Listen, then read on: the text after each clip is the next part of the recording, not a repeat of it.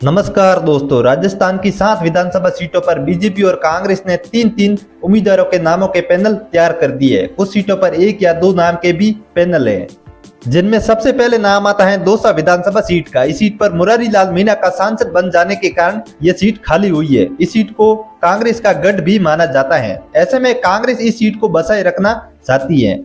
वहीं दूसरी ओर बीजेपी के किरोड़ी लाल मीणा का भी यहाँ पर अच्छा खासा प्रभाव है। अगर बात करें बीजेपी के दावेदार की, तो यहाँ पर किरोड़ी लाल मीणा के भाई जगमोहन मीणा का नाम आगे है। वहीं दूसरा नाम है शंकर लाल शर्मा का, जो पूर्व विधायक और ब्राह्मण चेहरा है। वहीं तीसरा नाम है नंदलाल बंसीवाल का। यह दौसा से 2 बार के पूर्व विधायक और दलित चेहरा है। ऐसे में इन तीनों में से किसी एक को बीजेपी का टिकट मिलेगा। वहीं इस सीट पर कांग्रेस की बात करें तो 3 नाम सामने आ रहे हैं, जिनमें सबसे पहले नाम आता है सविता मीणा का। ये सांसद मुरारी लाल मीणा की पत्नी और आदिवासी महिला चेहरा है। वहीं दूसरा नाम है GR खटाना का। ये पूर्व विधायक और सचिन पायलट के करीबी है। इसके बाद तीसरा नाम है नरेश मीणा का। ये राजस्थान यूनिवर्सिटी के पूर्व महासचिव और युवा चेहरा है। ऐसे में इन तीनों में से किसी एक को कांग्रेस का टिकट मिल सकता है। इसके बाद नाम आता है देवली उन्यारा विधानसभा सीट का। यहाँ से कांग्रेस के हरीश मीणा के सांसद बन जाने से सीट खाली हुई है। इस सीट पर भी कांग्रेस का अच्छा खासा प्रभाव है। यहाँ पर कांग्रेस सीट बचाने की हर संभव कोशिश करेगी। वहीं बीजेपी इस सीट पर मजबूत प्रत्याशी उतारकर जीतने की कोशिश करेगी। इस सीट पर बीजेपी के 3 नाम सामने आ रहे हैं, जिनमें पहला नाम है राजेंद्र गुर्जर का। राजेंद्र गुर्जर पिछली बार भी टिकट के दावेदार थे। इसके बाद नाम आता है विजय बैंसला का। ये कर्नल किरोड़ी सिंह के बेटे हैं। अगला नाम है प्रभुलाल सैनी का। ये यहाँ से विधायक भी रह चुके हैं। वर्तमान में ये बीजेपी प्रदेश उपाध्यक्ष भी है। ऐसे में इन तीनों में से किसी एक को यहाँ से बीजेपी का टिकट मिलेगा। वहीं इस सीट पर कांग्रेस के अभी 3 नाम सामने आ रहे हैं, जिनमें पहला नाम आता है नमो नारायण मीणा का। नमो नारायण मीणा केंद्र में मंत्री और सांसद भी रह चुके हैं। अगला नाम है राम नारायण मीणा का। ये विधानसभा का चुनाव भी जीत चुके हैं। वहीं अगला नाम है धीरज गुर्जर का। ये पूर्व विधायक और सचिन पायलट के करीबी माने जाते हैं। ऐसे में इन तीनों में से किसी एक को कांग्रेस का टिकट मिलेगा। इसके बाद नाम आता है रामगढ़ विधानसभा सीट का। अलवर की रामगढ़ सीट कांग्रेस विधायक जुबेर खान के निधन से खाली हुई है। इस सीट पर जुबेर खान 4 बार विधायक रह चुके हैं। अब यहाँ पर बीजेपी के राज में कांग्रेस के लिए ये सीट बचाना चुनौती है। यहाँ पर बीजेपी के 2 नाम सामने आ रहे हैं, जिनमें पहला नाम आता है ज्ञानदेव आहूजा का। ये यहाँ से 3 बार विधायक भी रह चुके हैं। इन्हें बीजेपी का बड़ा नेता भी माना जाता है। वहीं अगला नाम है बनवारी लाल का। ये पूर्व विधायक और केंद्रीय मंत्री भूपेंद्र यादव के करीबी भी है। वहीं कांग्रेस के टिकट पर साफिया का नाम सामने आ रहा है। साफिया जुबेर खान की पत्नी है। ये 2018 में यहाँ से विधायक भी रह चुकी है। इसके बाद नाम आता है सलूबर विधानसभा सीट का। उदयपुर की सलूबर सीट बीजेपी विधायक अमरलाल मीणा के निधन के कारण खाली हुई है। यहाँ पर बीजेपी के 2 नाम सामने आ रहे हैं, जिनमें पहला नाम आता है अविनाश मीणा का। ये अमरलाल मीणा के बेटे हैं। वहीं दूसरा नाम है नरेंद्र मीणा का। ऐसे में इन दोनों में से किसी एक को बीजेपी का टिकट मिलेगा।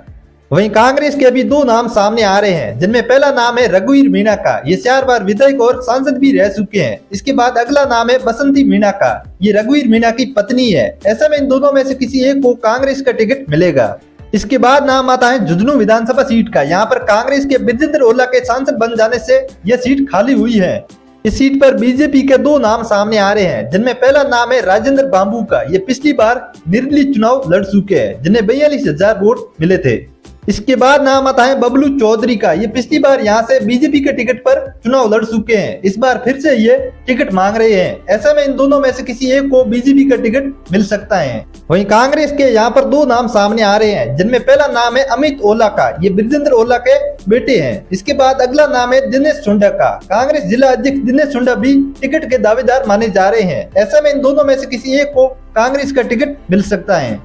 इसके बाद नाम आता है खींवसर विधानसभा सीट का। इस सीट पर आरएलपी विधायक रहे हनुमान बेनीवाल के सांसद बन जाने से यह सीट खाली हुई है। यहाँ पर त्रिकोणीय मुकाबले के संकेत है, क्योंकि अब तक कोई गठबंधन नहीं हुआ है।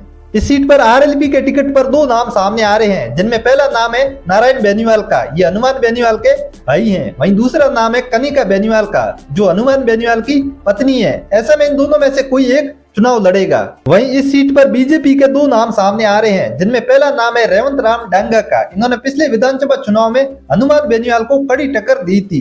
सिर्फ 2000 वोटों से ही चुनाव हारे थे। वहीं अगला नाम है ज्योति मिर्जा का। ऐसा में इन दोनों में से किसी एक को बीजेपी का टिकट मिल सकता है। वहीं इस सीट पर कांग्रेस के टिकट पर 2 नाम सामने आ रहे हैं, जिनमें पहला नाम है रघुवीर मिर्जा का। ये पूर्व मंत्री और नागौर विधायक हरिंदर मिर्जा के बेटे हैं।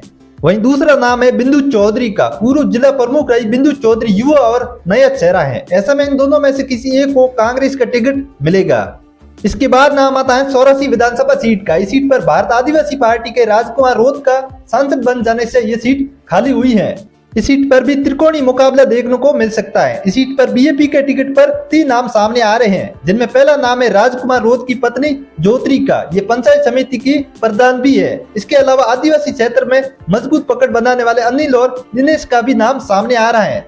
ऐसे में इन तीनों में से किसी एक को टिकट मिल सकता है। वहीं बीजेपी के 3 नाम सामने आ रहे हैं, जिनमें पहला नाम है सुशील कटारा का। ये 2 बार विधानसभा का चुनाव भी जीत चुके हैं। इसके बाद अगला नाम है महेंद्रजीत सिंह मालवीय का। इनके आदिवासियों में 80 पकड़ मानी जाती है। वहीं तीसरा नाम है महेंद्र बरजोड़ का। ऐसे में इन तीनों में से किसी एक को बीजेपी का टिकट मिलेगा।